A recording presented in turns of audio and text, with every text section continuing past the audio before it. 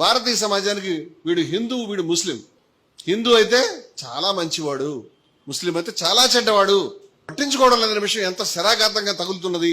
నువ్వు చెప్పినటువంటి, నువ్వు ఏదో మంచి చేద్దామని చేస్తున్నటువంటి ఆర్టికల్ 370 రద్దుకి ఇవాళ దాకా భారతదేశంలో కలవాలి, భారతదేశంలో ఉండాలి, ఉగ్రవాదులు మా పైన దాడి చేసినా పర్వాలేదు అని నిలబడినటువంటి కుటుంబాలు, రాజకీయ కుటుంబాలు ఏవైతే ఉన్నాయో, పార్టీలు ఏవైతే ఉన్నాయో వాటిపైన అణచివేత జరిపేవే. పాకిస్తాన్ లో కలవాలని చెప్తున్నటువంటి వాళ్ళని పాకిస్తాన్ ప్రభుత్వం కాశ్మీర్లో 3 సెక్షన్స్ ఉంటారు. భారత్ లో ఉండాలి, పాకిస్తాన్ లో కలవాలి, స్వతంత్రంగా ఉండాలి. ఇవే స్వతంత్రంగా ఉండాలనే వాళ్ళు 2 పక్కలు సాగొడతారు. మన మీడియాకి తెలియదు అసలు ఇంతమంది ఉన్నారండి.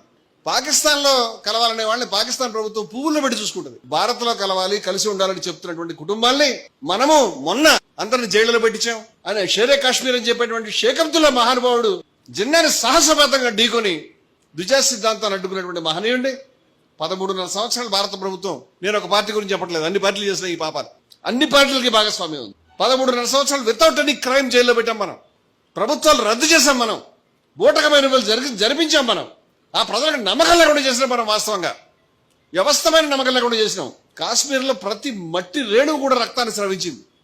అది వాస్తవం. అది పండిట్ల పైన చాలా దారుణమైన దుర్మార్గాలు జరిగినాయి. కానీ ఇదే పండిట్లని, ఇదే హిందువులని 1947లో దేశ విభజన జరుగుతున్నప్పుడు, అక్కడ లక్షల మంది చనిపోతున్నప్పుడు కూడా పక్కన జమ్మూలో ముస్లిం కుటుంబాలను కూడా ఆ రోజు హరిసింగ్ సైన్యం మిలాఖత్ హత్యలు చేసినప్పుడు కూడా వ్యాలీలో ఒక్క నెత్తురు చెందకుండా హిందూ కుటుంబాల్ని అక్కడ ముస్లింస్ రక్షించుకున్నారనే విషయం మర్చిపోయాం మనం. ఇవాళ మనకి ఏమి కనిపించడం లేదు. హిందూ అంటే జాతీయవాది, ముస్లిం అంటే జాతి వ్యతిరేకి. నువ్వు ప్రూవ్ చేసుకోవాలి. నువ్వు ముస్లింగా పుడితే నీకు కూడా దేశభక్తి ఉందని ప్రూవ్ చేసుకోవాలి. హిందూ అంటే డిఫాల్ట్, నువ్వు దేశభక్తుడు, నువ్వు హిందూ అయితే చాలు. మన మధ్య హిందూ రాష్ట్ర, హిందూ భూమి, హిందూ రాష్ట్ర అని చెప్పి కాషాయ జెండా పెట్టుకుని ఒక సంఘం ఉంటే దాన్ని మనం దేశభక్తి సంఘం అని చెప్తాం. అలా ఎవరైనా ముస్లిం సంస్థ పెట్టుకుని ముస్లిం భూ అని ముస్లిం జెండా ఎగరేసి తిరిగేస్తే అతని జాతి వ్యతిరేక అయిపోతుంది. సిగ్గులేదా మనకని అడుగుతున్నాను నేను. మన యొక్క ద్వంద్వ ప్రమాణాలకి మనకి సిగ్గులేదా? దయవంచి మీడియాని, మేధావుల్ని, ఉదార హిందువుల్ని ఆవేశం అణచుకుని దుర్మార్గుడు ఎవడైనా శిక్ష పడాల్సిందే, ఆర్తుడు ఎవడైనా అతని వేదన తీరాల్సిందే, అన్యాయం ఏదైనా సరిదిద్దబడాల్సిందే, న్యాయం ఎవరికైనా దక్కాల్సిందే. ఇది మన విధానం. మన ప్రాచీనమైనటువంటి విలువల్లో ఉన్న విధానాలు ఇవే. వీటిని దయవంచి అర్థం చేసుకోండి. ఇవాళ ఈ ప్రతి విషయం మీద ఎవరు జైళ్లకు వెళ్లారో, ఎవరు పోరాడారో వాళ్ళంతా పిచ్చివాళ్ళలాగా. నెహ్రూ గారేమో సిగరెట్లు కాల్చుకుంటూ అమ్మాయిల అడగాలు తిరిగే మనిషి కింద, గాంధీ గారేమో ఆడవాళ్ళతో డాన్స్ చేసే మనిషి కింద. అసలు ఏం జరుగుతుందో అర్థం కావట్లేదు.